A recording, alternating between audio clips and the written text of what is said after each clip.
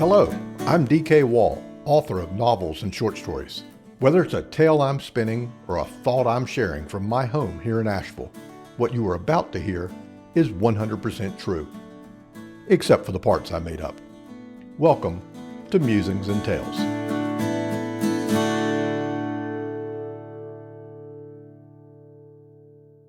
I am, once again, the proud owner of a Jeep Wrangler, which means I am once again gearing up to do battle with that atrocious carpeting, a substance that is little more than the world's most effective dog hair magnet. Who are these people who designed that carpet? With its tiny Velcro-like hooks that snag fur and cling to it with the fierce grip of a toddler, refusing to surrender a cookie. The charitable explanation is that they aren't dog owners. Perhaps they don't even like dogs. Egads, they might live in a pet hair-free home. The less charitable explanation, and the one I prefer, is that they are evil geniuses. I picture them in a dim laboratory full of bubbling beakers, accompanied by a hunchback named Igor, dreaming up new ways to torment dog owners. They should be ferreted out, arrested by Interpol, and dragged before the International Criminal Court for crimes against humanity. Because, honestly, who puts carpet in a Jeep? My love affair with Jeeps goes way back. Do you know what my first car was? No, it wasn't a Jeep. If it had been, I would have been one of the cool kids.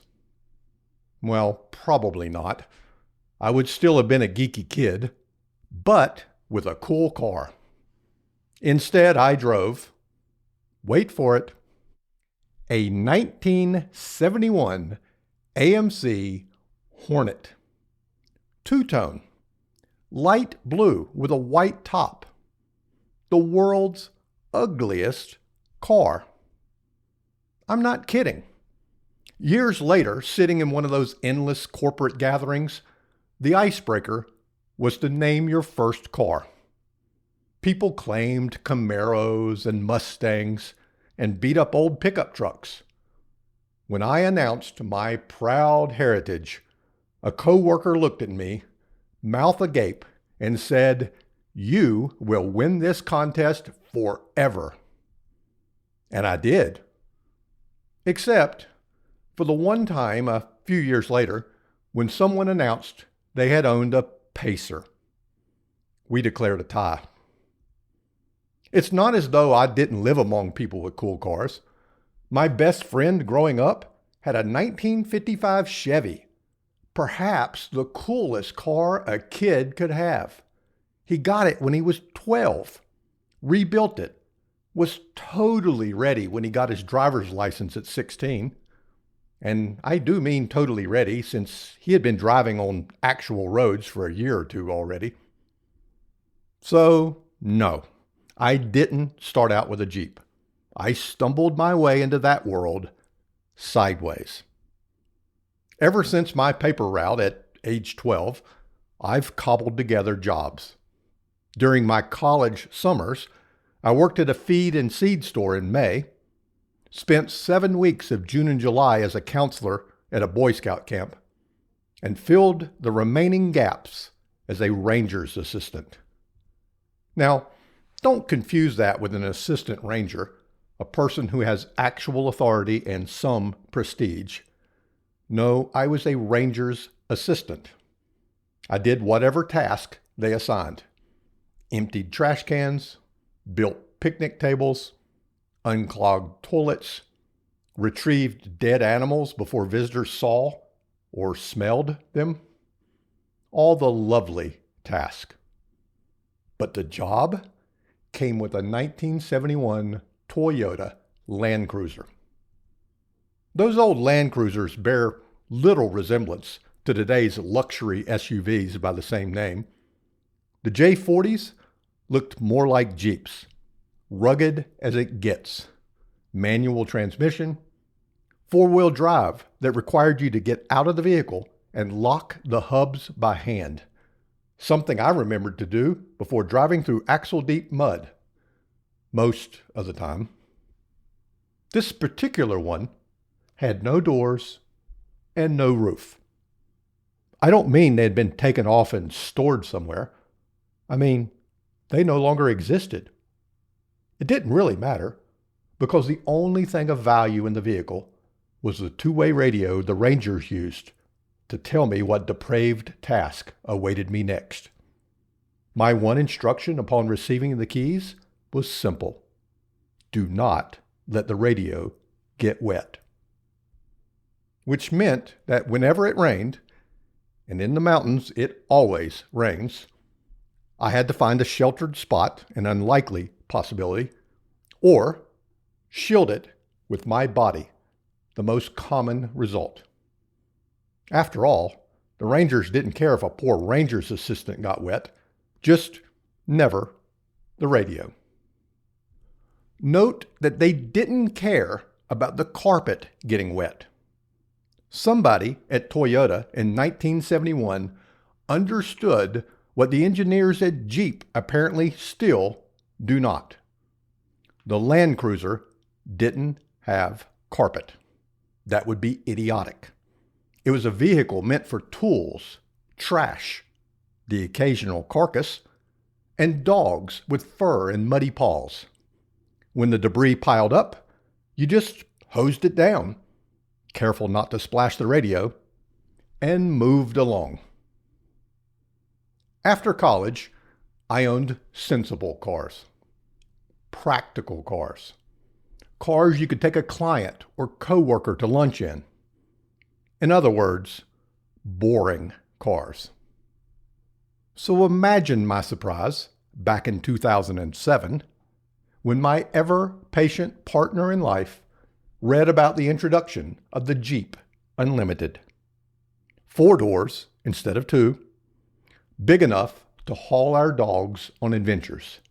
6, yes, 6 Siberian Huskies. I got a Jeep.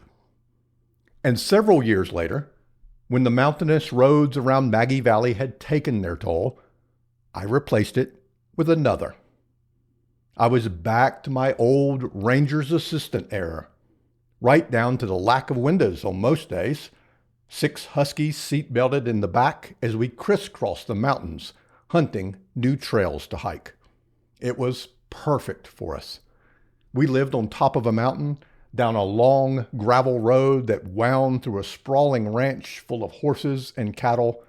It was Jeep country.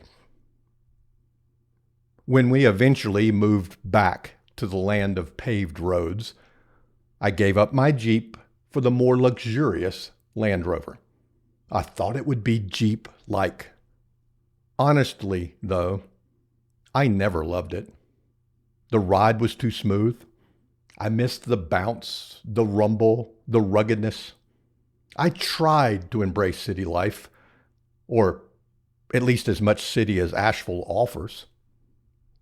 So imagine my surprise last week when my ever-patient partner in life sent me a photograph of a Wrangler, a Willys 41 for my Jeep fans out there, and suggested we go look at it.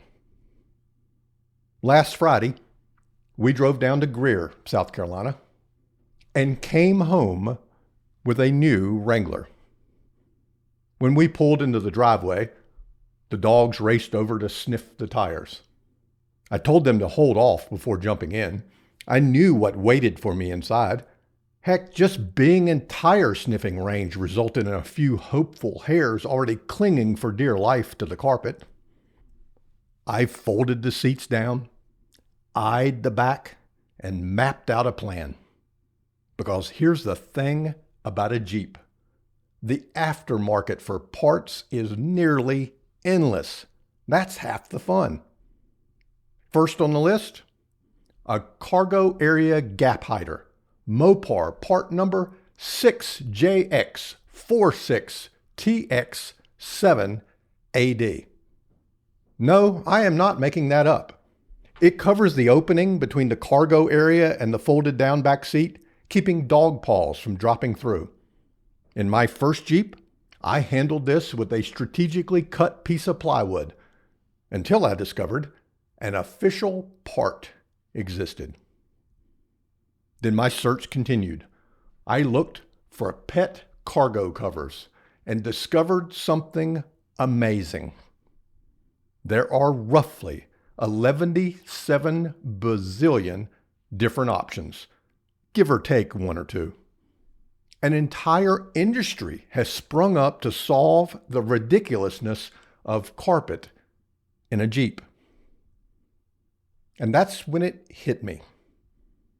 Maybe those aren't mad scientists at Jeep dreaming up this atrocity.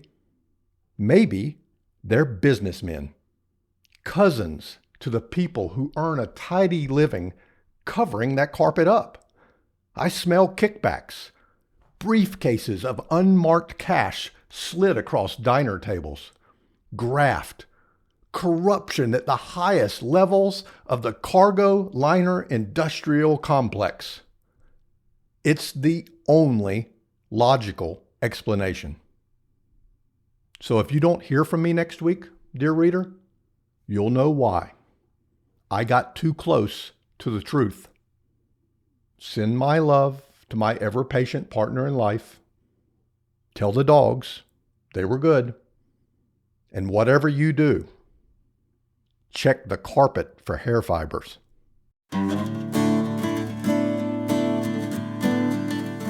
Thank you for letting me bend your ear today. If you enjoy the yarns I spin here, I invite you to explore my novels and short stories over at my online home, dkwall.com. That's dkwall.com. It would also mean the world to me if you'd follow or share this podcast so these tales can travel a little further. Your interaction tickles those little computer gremlins that spread the news. Until the next episode of Musings and Tales, happy reading.